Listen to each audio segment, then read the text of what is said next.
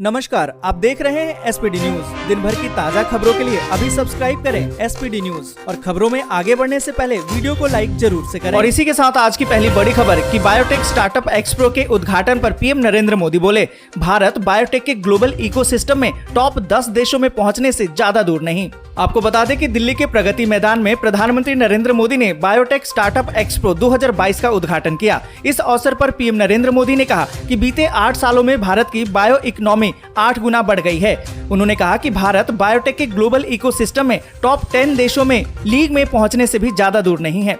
और इसी के साथ अगली बड़ी खबर कि जून में 2.5 गुना हुए हैं रोज मिलने वाले केस। क्या भारत में आने वाली है कोरोना की चौथी लहर? आपको बता दें कि भारत में बीते 24 घंटे में 7,240 नए मामले सामने आए हैं और ये 7 जून के मुकाबले 40% ज्यादा है। हालांकि कोरोना के नए मामले बढ़ने का ये ट्रेंड कोई एक दिन की बात नहीं है, बल्कि बुधवार को भी देश में संक्रमण के मामले करीबन 41% का उछाल देखा गया था। यानी कोरोना के मामले एक बार फिर से तेजी से बढ़ रहे हैं। ऐसे में पूरे देश में कोरोना की चौथी लहर का डर अब बैठ गया है। और इस बीच आपको बता दें कि केंद्र की तरफ से 5 राज्यों को चिट्ठी भी लिखी गई है, जिसमें सरकार ने उन्हें कोरोना से निपटने के लिए तत्काल कदम उठाने की हिदायत दी है। जिन राज्यों पर केंद्र सरकार करीब से नजर रख रही है उसमें महाराष्ट्र, केरल, तेलंगाना, तमिलनाडु और कर्नाटक शामिल है। और इसी के साथ अगली बड़ी खबर कि मेरे खिलाफ ये पहली एफआईआर जिसमें अपराध क्या है पता नहीं, दिल्ली पुलिस पर भड़के असादुद्दीन अवैसी। और आपको बता दें कि एआईएमआईएम के प्रमुख असादुद्दीन अवैसी ने अपने खिलाफ दर्ज एफआईआर को लेकर कहा है कि ये पहली प्राथमिकी होगी जिसमें अपराध क्या है ये पता नहीं। दरअसल सोशल मीडिया पर कथित तौर पर सार्वजनिक शांति को भंग करने और लोगों को भड़काने वाले संदेश पोस्ट करने और साझा करने के आरोप में एआईएमआईएम के प्रमुख असादुद्दीन अवैसी के खिलाफ एक एफआईआर दर्ज की गई है, जिसको लेकर अवैसी ने कहा है कि मुझ पर एक एफआईआर दर्ज की गई है और मुझे इसका एक अंश मिला है। ये मेरी देखी हुई पहली प्राथमिकी होगी जो ये स्पष्ट नहीं कर पा रही कि अपराध क्या है। और इसी के साथ अगली बड़ी खबर कि मोदी सरकार ने न तो देश से वफादारी निभाई और न ही जनता से। महंगाई को लेकर प्रधानमंत्री पर बिफरे राहुल गांधी। आपको बता दें कि कांग्रेस के पूर्व अध्यक्ष राहुल गांधी ने महंगाई को लेकर एक बार फिर से केंद्र सरकार पर निशाना साधा है और आरोप लगाया कि नरेंद्र मोदी सरकार न तो देश से वफादारी निभा रही है और न ही जनता से। आपको बता दें कि उन्होंने अपने फेसबुक पोस्ट में कहा है कि वफादारी और अदाकारी में फर्क है। मोदी सरकार न तो देश से वफादारी निभा रही है और न ही जनता से। मैं बात कर रहा हूँ महंगाई की। अगर आपको लग रहा है कि महंगाई आगे चलकर कम हो जाएगी तो आप गलतफहमी में हैं। आने वाले दिनों में मोदी सरकार नए प्रहार के लिए तैयार हो जाइए। और इसी के साथ अगली बड़ी खबर कि शिवपाल ने सपा को दिया बड़ा झटका, अलग लड़ेंगे स्थानीय निकाय चुनाव। यहाँ पर आपको बता दें कि उत्तर प्रदेश में मुख्य विपक्षी दल समाजवादी पार्टी की अगुवाई वाले जितने भी गठबंधन हैं, उनके घटक दलों में आपसी खींचतान अब शुरू हो गई है। और इसी क्रम में सपा अध्यक्ष अखिलेश यादव के चाचा और प्रगतिशील समाजवादी पार्टी लोहिया के जो भी अध्यक्ष यानी कि शिवपाल यादव हैं, वो विधानसभा चुनाव के बाद पहली बार सपा से गठबंधन करने को अपनी भूल बताते हुए कहा है कि उनके साथ विश्वासघात हुआ है और इसी का नतीजा है कि विधानसभा में सपा को विपक्ष में बैठना पड़ा है। और आपको बता दें कि शिवपाल ने ऐलान किया है कि पार्टी अपने पूर्व के अनुभवों से सबक लेते हुए आसन स्थानीय निकाय का चुनाव अपने दम पर लड़ेगी। और इसी के साथ अगली बड़ी खबर कि कोरोना की तेज रफ्तार को देख सरकार हुई अलर्ट। महाराष्ट्र में एक दिन में 2,813 और दिल्ली में 622 नए मामले। आपको बता दें कि महाराष्ट्र में कोरोना की रफ्तार बेकाबू होने की तरफ है। महाराष्ट्र में बीते 24 घंटे में कोरोना संक्रमण के 2,813 नए मामले सामने आए, जबकि एक आदमी की मौत भी हो गई है। राज्य में संक्रमण दर भी तेजी से बढ़ रहा है। महानगर मुंबई में भी संक्रमण के मामले कम होने का नाम नहीं ले रहे।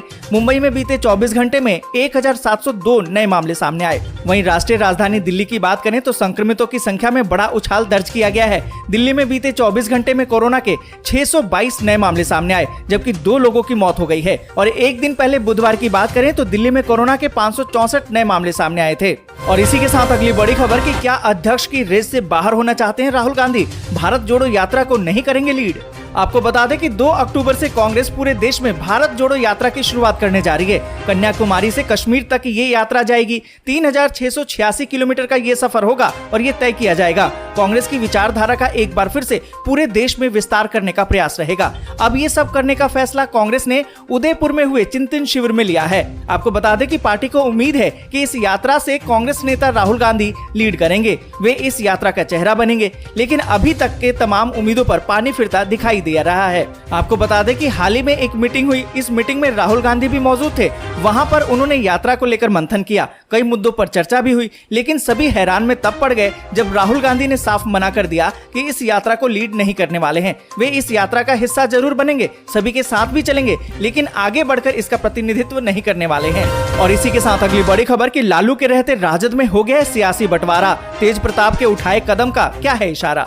आपको बता दें कि बिहार की बड़ी सियासी पार्टी में शुमार राजद के अंदर सब कुछ ठीक नहीं है। ये शायद लालू यादव को भी पता नहीं है, वरना राजद के समांतर सियासी संगठन खड़ा करने की कोशिश तेज प्रताप नहीं करते। तेज प्रताप अपनी कार्यशैली से हमेशा चर्चा में बने रहते हैं। कई बार परिवार को असहज स्थिति का सामना भी कराया गया है। अब ताजा मामला उनके संगठन जनशक्ति परिषद को लेकर सामने आया है। विशेषज्ञों का मानना तो ये है कि तेज प्रताप राजद की कब्र खोदने में लग गए हैं और पहला फावड़ा जनशक्ति परिषद के माध्यम से चलाने में जुट गए हैं। आपको बता दें कि तेज प्रताप ने अपने संगठन विस्तार से जुड़ी जानकारी को सोशल मीडिया पर शेयर करके लिखा है कि जनशक्ति परिषद का सदस्य बनने के लिए इस फॉर्म को भरें और 1 करोड़ का मिशन पूरा करें। और इसी के साथ अगली बड़ी खबर कि यूपी में मंकी पॉक्स को लेकर अलर्ट जारी, राजकीय मेडिकल कॉलेज में 10 बेड का वार्ड बनाने के निर्देश।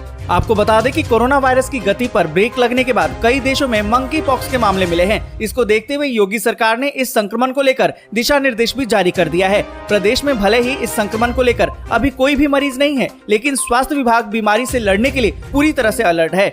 और आपको बता दें कि प्रभारियों को सतर्कता बरतते हुए मरीज मिलने पर तुरंत ही सूचना देने के निर्देश दिए गए हैं। प्रदेश के राजकीय मेडिकल कॉलेज में 10 बेड का वार्ड बनाने का भी निर्देश दिया गया है, ताकि मरीज मिलने पर तत्काल प्रभाव से भर्ती करके इलाज किया जा सके। और इसी के साथ अगली बड़ी खबर की 18 जुलाई को होगा राष्ट्रपति चुनाव, 21 तारीख को आएंगे नतीजे, चुनाव आयोग ने जारी किया शेड्यूल। आपको बता दें कि चुनाव आयोग ने राष्ट्रपति चुनाव का ऐलान कर दिया है। मुख्य चुनाव आयुक्त राजीव कुमार के मुताबिक 18 जुलाई को राष्ट्रपति चुनाव के लिए मतदान होगा। वहीं इसके लिए 15 जून को अधिसूचना जारी होगी, 29 जून को नॉमिनेशन की आखिरी तारीख होगी और उम्मीदवार 2 जुलाई तक अपना नामांकन वापस ले सकेगा। मतदान 18 जुलाई को होगा और मतगणना 21 जुलाई को होगी। आपको बता दें कि राष्ट्रपति रामनाथ कोविंद का कार्यकाल 24 जुलाई को समाप्त हो रहा है और अगले राष्ट्रपति के चुनाव का ऐलान इसी को ध्यान में रखते हुए किया गया है। राष्ट्रपति चुनाव के लिए नामांकन दिल्ली में ही हो पाएगा, दिल्ली के अलावा कहीं और जगह नॉमिनेशन नहीं होगा। और इसी के साथ अगली बड़ी खबर की नुपुर शर्मा के विवादित बयान पर विदेश मंत्रालय ने कहा,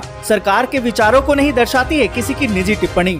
आपको बता दें कि पैगंबर मोहम्मद पर विवादास्पद टिप्पणी को लेकर अरब देशों में व्यापक आक्रोश का सामना भारत कर रहा है, पर उसने स्पष्ट कर दिया है कि ये टिप्पणी सरकार के विचारों को नहीं दर्शाती है। विदेश मंत्रालय ने कहा है कि जिन भी लोगों ने ये बयान दिया उनके खिलाफ कार्रवाई की गई है। आपको बता दें कि विदेश मंत्रालय के प्रवक्ता अरिंदम बागची ने अपने मीडिया ब्रीफिंग में कहा है कि हमने ये स्पष्ट कर दिया है कि ट्वीट और टिप्पणियां सरकार के विचारों को नहीं दर्शाती हैं। और इसी के साथ अगली बड़ी खबर की कानपुर मामले में एक और वीडियो आया सामने, उपद्रवी खड़ी बाइक को ईंट पत्थरों से तोड़ते हुए आए नजर। आपको बता दें कि उत्तर प्रदेश के कानपुर जिले, जहां पर 3 जून को जुमे की नमाज के बाद जो मामला घटा, उसमें उपद्रवियों का एक नया सीसीटीवी फुटेज सामने आया है, जिसमें उपद्रवी खड़ी बाइक को तोड़ते हुए नजर आ रहे हैं। हालांकि कानपुर पुलिस ने उपद्रवी की दूसरी लिस्ट भी जारी कर दी है।